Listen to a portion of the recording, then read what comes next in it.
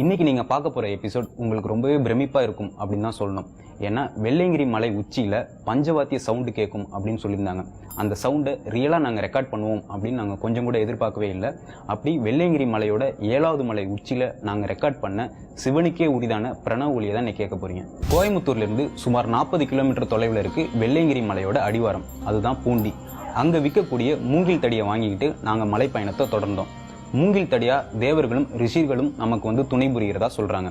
முதல் மலை ரொம்பவே செங்குத்தா இருக்கு. முதல் மலையில சித்தர்கள் தவம் செய்த ஒரு குகை கோயிலுக்கு போனோம். அங்க இருக்கக்கூடிய உதயகிரி நமக்கு பல அமானுஷ்யமான விஷயங்கள் எல்லாம் சொல்லியிருந்தாரு.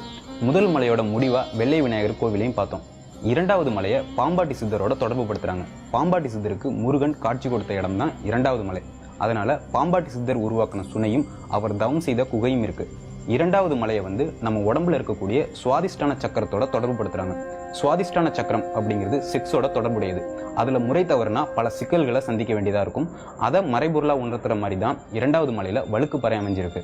3வது மலையில தான் கைத்தட்டி சுனையும் சித்தர்கள் தவம் செய்த பல குகைகளும் இருக்கு.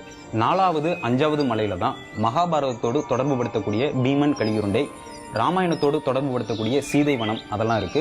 அது எல்லாமே திரும்பி வரும்போது பார்த்துக்கலாம் அப்படின்னு தொடர்ந்து நடக்க ஆரம்பிச்சோம். 5வது மலைக்கும் 6வது மலைக்கும் நடுவுல ஆண்டி சுனை இருக்கு. அதை காசில இருக்கக்கூடிய கங்கை நதியோட ஒப்பிடுறாங்க. அங்க குளிச்சா எல்லா பாவங்களும் போயிடும் அப்படின்னு சொல்றாங்க. 6வது மலையை திருநீர் மலை அப்படின்னு சொல்றாங்க. அந்த மலை முழுக்கவே வெள்ளை மணலா இருந்தது. 7வது மலை, அங்கதான் பஞ்சபூதங்களோட அம்சமா சொல்லக்கூடிய சுயம்பு லிங்கங்கள் இருக்கு. இங்கே சூரிய உதயத்தை சிவ தரிசனம் அப்படின்னு சொல்றாங்க. மலையேறி வரக்கூடிய எல்லாருமே சிவ தரிசனத்துக்காக காத்திருந்து சூரிய உதயத்தை பார்க்குறாங்க. நாங்களும் போன நாளே சூரிய உதயத்தை பார்த்தோம். அது ரொம்பவே ஸ்பெஷலான ஒன்று அப்படின்னு தான் சொல்லணும். 7வது மலையான வெள்ளையங்கிரி மலை மற்ற 6 மலைகள் போல கிடையாது, ரொம்பவே செங்குத்தானது. சுமார் 1 கிலோமீட்டர் தூரம் கொண்ட இந்த 7வது மலையில இருக்கக்கூடிய ஒத்தையடி பாதை வழியாக தான் நடந்து போக முடியும். மூங்கில் தொடியோட அவசியம் இந்த மலையில ரொம்பவே முக்கியமானது அப்படின்னு சொல்லணும். 2 கைகளையும் பயன்படுத்தி ஊர்ந்து போற மாதிரி தான் இந்த மலையில நடக்க முடியுது.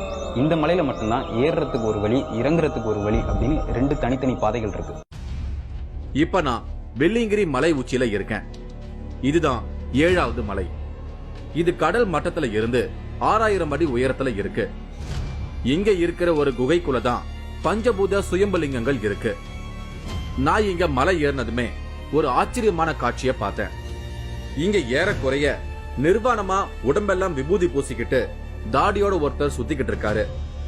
இவர் இந்த சீசன் முழுக்க இந்த மலையிலேயே தங்கி பூஜை செஞ்சுக்கிட்டு இருக்காருன்னு சொன்னாங்க. நான் அவரை பத்தி விசாரிச்சேன். இவரோட பேரு செந்தில்.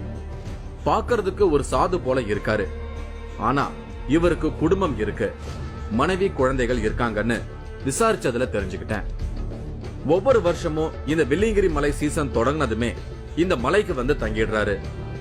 தொடர்ந்து 4 மாசமும் இங்கேயே இருந்து இந்த சுயம்பு லிங்கங்களுக்கு பூஜை செஞ்சுக்கிட்டு இருப்பாராம். குடும்பத்தை எல்லாம் விட்டுட்டு இவர் இங்க பூஜை செஞ்சுக்கிட்டு இருக்க காரணம் தனக்கு இந்த வெள்ளையங்கிரி மலையோட இருக்கிற ஒரு நெருக்கமான பந்தம்னு இவர் சொல்றாரு. அவர் இந்த வெள்ளையங்கிரி மலையில நடக்கிற ஒரு முக்கியமான அமானுஷத்தை பத்தி எனக்கு சொல்லி இருந்தாரு.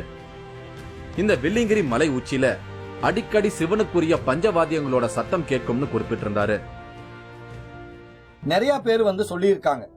என்னன்னு கேட்டா 7வது மலை மேல சிவனுக்கு உகந்த பஞ்சவாத்தியம் சொல்றது அங்க வாசிக்கப்படுது, அதுவும் பூமிக்கு அடியில். இத நான் கேட்டிருக்கேன். அதே போல சில பேர் இடி மாதிரியும் காத்து பயங்கர ஓசைகள் மாதிரியும் நிறைய பேர் கேட்டிருக்காங்க.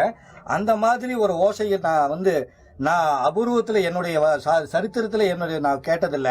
இந்த வெள்ளையங்கிரி ஆண்டவனுடைய மலையில தான் நான் கேட்டிருக்கிறேன்.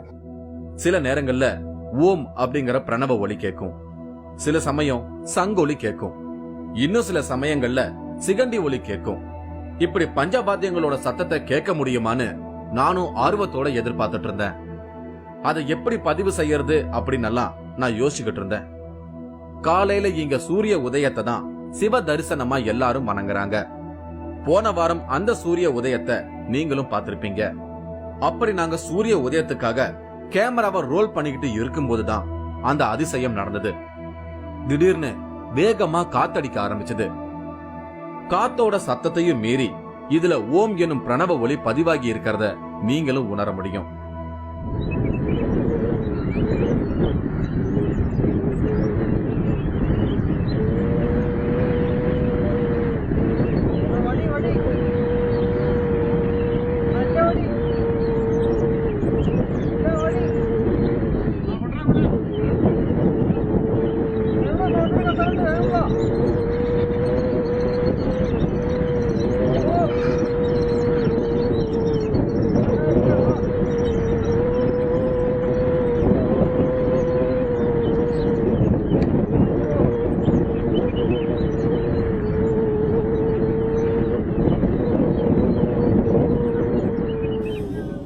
இது வெறுமனே காத்தடிக்கிற சத்தம்னு என்னால ஒத்துக்க முடியல. உதயகிரி சொன்னது மாதிரியே இது சிவனோட பஞ்சவாத்தியங்கள்ல ஒண்ணுதான்னு நான் நினைக்கிறேன். இந்த பிரபஞ்சம் ஒரு சப்தத்துல இருந்துதான் உருவானதா சொல்லுவாங்க. அது பிரணவ ஒளியான ஓங்காரத்துல இருந்துதான் எல்லாமே உருவெடுத்ததா நாம கேள்விப்பட்டிருப்போம். அப்படிப்பட்ட இந்த சப்தம் எனக்குள்ள ஏதோ சில அதிர்வலைகளை ஏற்படுத்தின மாதிரி என்னால ஃபீல் பண்ண முடிஞ்சது. மலை ஏறி வந்ததுல ஓவரா எக்ஸைட் ஆகி நான் உளறதா கூட சிலர் நினைக்கலாம். ஆனா ஹானஸ்ட்லி ஸ்பீக்கிங், எனக்குள்ள ஏற்பட்ட உணர்வுகளை உங்களோட பகிர்ந்துக்கிறேன், அவ்வளவுதான். இன்னொரு முறையும் இந்த சத்தத்தை கேளுங்க. இத பத்தி உங்களோட கமெண்ட்ஸ எனக்கு சொல்லுங்க.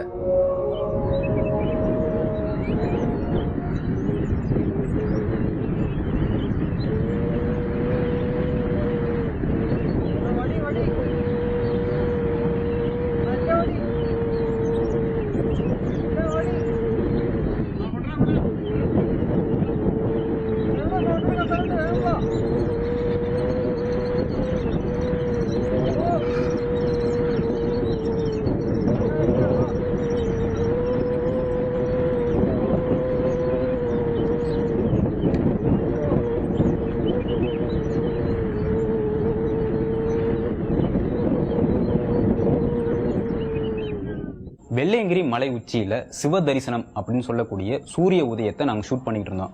அப்ப வித்தியாசமான ஒரு சவுண்டு கேட்டுச்சு. அது இயற்கையா வரக்கூடிய சத்தம் இல்ல அப்படிங்கறத மட்டும் நாங்க புரிஞ்சுக்கிட்டோம். ஏன்னா பைப்பை வச்சு ஊதுற போலதான் அந்த சவுண்ட் இருந்தது. ரொம்பவே வித்தியாசமா இருந்ததுனால நாங்க எடிட் டேபிள்ல கூட திரும்ப திரும்ப பிளே பண்ணி அந்த சவுண்டை கேட்டோம். ரொம்ப வித்தியாசமா தான் இருந்துச்சு. அப்பதான் அந்த மலை உச்சியில பஞ்சவாத்திய சத்தம் கேட்கும் அப்படின்னு சாமியார் சொன்னது எனக்கு நினைவுக்கு வந்தது. ஆக சிவனுக்கே உரிதான பிரணவ ஒளி அதுதான் அப்படிங்கறத நாங்க புரிஞ்சுக்கிட்டோம்.